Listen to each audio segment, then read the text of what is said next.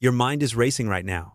Maybe it's been racing for hours. Maybe it's been racing for years. You're turning something over and over, a conversation, a decision, a fear, and the more you examine it, the bigger it seems to get. You've tried to stop. You've told yourself to relax, to breathe, to let it go. And then 5 seconds later, the thoughts come flooding back. Here is something that no one talks about enough. You are not overthinking because you're weak.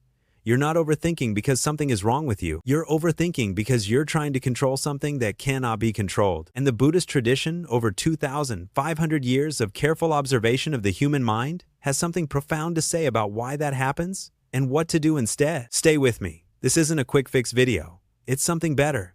Naming the experience. Let's start by naming what overthinking actually feels like, because if you've experienced it, you know it isn't simply thinking too much. 2 a.m. spiral. Reliving old talks. It's planning for 17 different catastrophes that probably won't happen. It's the exhausting loop. Worry, think, repeat. Buddhism has a word for this mental phenomenon.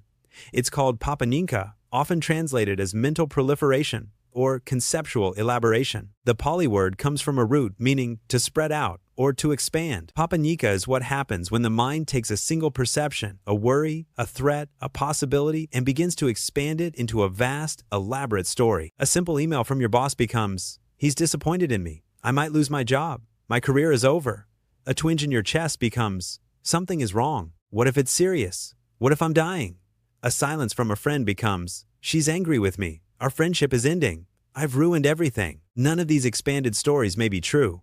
But the mind, in its desperate attempt to prepare, to protect, to predict, cannot stop generating them. And here is the crucial question. Why does it do this? What is the engine driving papañca? What is feeding the loop?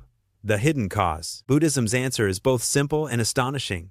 The mind proliferates, it spirals, it loops, it expands because it is reaching for control it cannot have. The Buddha described the root cause of suffering as tanha, craving. Not just the craving for pleasant things, but the craving for certainty, for permanence, for the feeling that we have secured ourselves against the unknown. When something feels uncertain, when an outcome is unresolved, the thinking mind activates what we might call a control strategy. It says, if I just think about this long enough, carefully enough, thoroughly enough, I can make it safe. If I can just predict every possible outcome, I won't be caught off guard. If I can just plan for every contingency, nothing bad will happen. This feels productive. It feels like responsibility, like intelligence, like care. But here's what Buddhism recognized, and what modern psychology is now confirming. The very act of trying to think your way to certainty keeps the uncertainty alive. Each thought's return signals danger. The thinking is not solving the problem. The thinking is the signal to the brain that the problem still exists. You are not overthinking because you haven't thought hard enough yet. You are overthinking because you keep reaching for a level of certainty that the mind can never manufacture. Futures veiled, people's hearts unknown. Buddhism doesn't say this to depress you. It says this to free you. Non-attachment. The misunderstood teaching. At this point, someone always asks, so what am I supposed to do? Just not care about anything? This is the single most common misunderstanding of Buddhist non-attachment. And it's worth spending time here, because getting this wrong means getting everything wrong. Non-attachment does not mean indifference. It does not mean you stop loving people. It does not mean you stop pursuing goals. It does not mean you become passive or emotionally flat. Non-attachment means you hold outcomes lightly. The image the tradition uses is this. Think of how you hold a small bird in your hands. If you grip too tightly, you crush it. Loose hold frees bird. Tight grip makes it flee. You can care deeply about something without gripping it. You can want something without demanding it. You can pursue something without making your peace contingent on achieving it. Here's what non-attachment actually produces in relation to overthinking. When you hold an outcome with a loose grip, your nervous system doesn't receive the signal that the outcome is a matter of survival. And when your nervous system isn't convinced this is a survival issue, it stops mobilizing the entire cognitive system to resolve it. The loop stops, not because the problem has been solved, but because the grasping has been released. There's a wonderful teaching attributed to the monk Ajahn Chah. A student came to him in great distress, trying to work out what to do in a difficult life situation. After listening carefully, Ajahn Chah said, if you let go a little, you will have a little peace. If you let go a lot, you will have a lot of peace. If you let go completely, you will have complete peace. Not the peace of not caring, the peace of not gripping. These are profoundly different things. present moment awareness as a reset. Non-attachment is a philosophy, but how do you actually practice it when your mind is in full spiral mode? This is where present moment awareness becomes practical, not as a spiritual concept, but as a neurological reset. Overthinking is, almost by definition, a future-focused or past-focused activity. The mind is in a conversation that isn't happening right now, or planning for a scenario that hasn't occurred, or replaying something that already has. The present moment is the only place papañca cannot exist. The present moment is the only place papañca cannot exist. When you genuinely drop into what is happening right now, the sensation of your breath, the temperature of the air on your skin, the sounds in the room around you, the mental proliferation has no fuel. It runs on abstraction. It cannot run on direct sensory experience. The Buddha's instructions for this were remarkably precise. In the Satipatthana Sutta, the foundational text on mindfulness, he described 4 foundations of awareness: the body, sensations, mental states, and mental objects. But notice what comes first: the body, not the thoughts. The body. This is not an accident. The body is always in the present. The mind can travel to past and future. The body cannot. Every breath is happening now. Every heartbeat is now. Every physical sensation is now. When the mind is in a spiral, returning attention to the body is like dropping an anchor. Not to stop the current, you can't stop the current, but to stop being carried away by it. You notice? I am breathing. I am here. This, right now, is manageable. The catastrophic future isn't here yet. The painful past is not happening now. Right now, in this breath, I am okay. Accepting uncertainty without anxiety. There is a deeper layer to all of this, and it may be the most important thing in this entire video. Acceptance.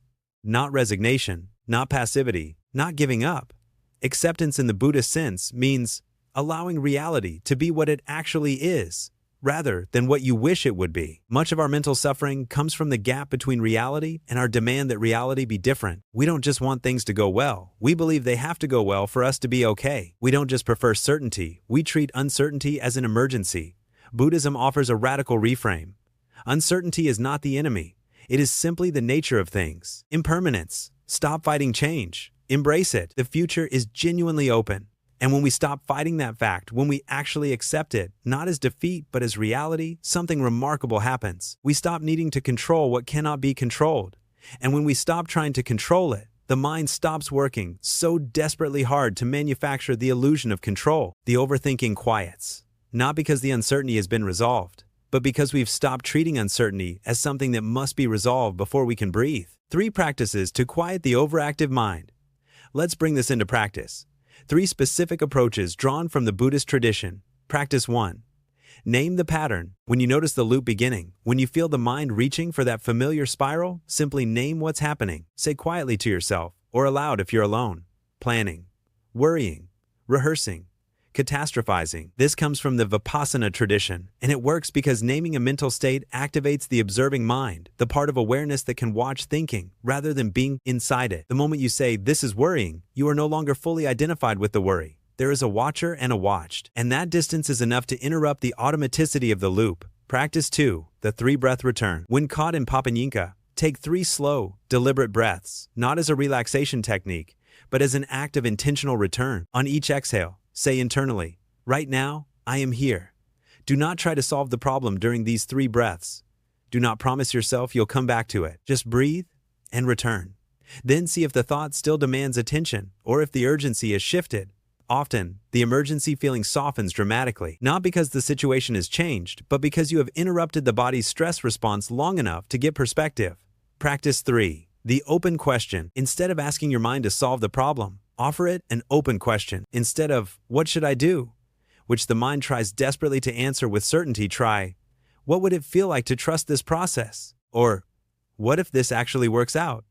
Or simply, "What is here right now? That is okay." Open questions shift the brain from threat response mode into something more like curiosity.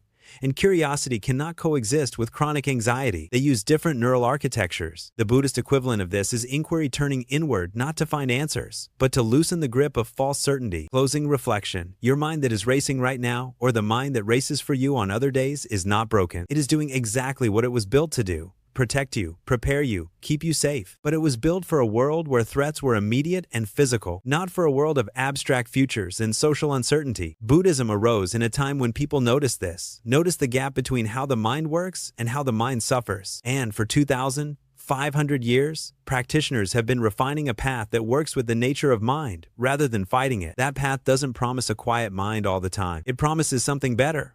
A different relationship with the mind. One where you can watch the thoughts without being swept away.